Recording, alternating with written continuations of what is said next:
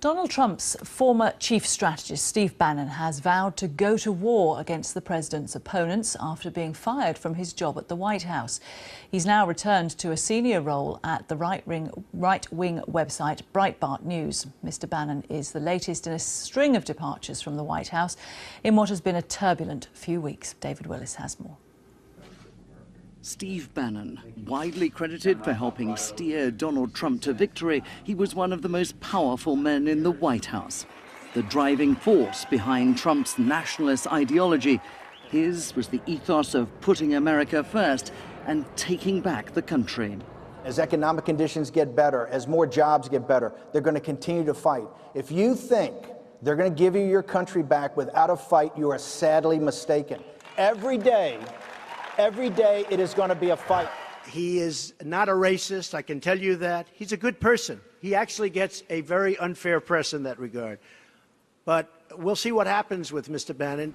By the time Donald Trump had made that less than ringing endorsement of his special advisor earlier this week, the die was cast. Steve Bannon's clashes with more moderate forces in the West Wing, chief among them the president's son-in-law Jared Kushner and his daughter Ivanka,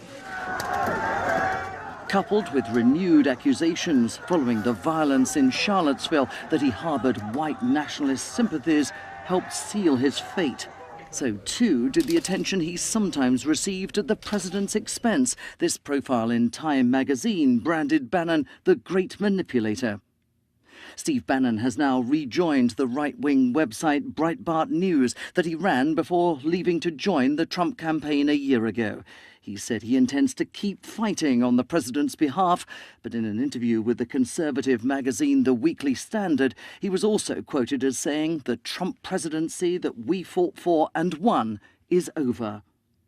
Gone, too, are a slew of Steve Bannon's former colleagues, leading members of the White House inner circle just 7 months ago who were either sacked or stood down. All of which leaves the president an increasingly lonely and isolated figure. While Steve Bannon's departure is a victory for those who wanted to see an end to the more extreme elements in the West Wing, whether it will lead to a better functioning White House remains to be seen. David Willis, BBC News, Washington.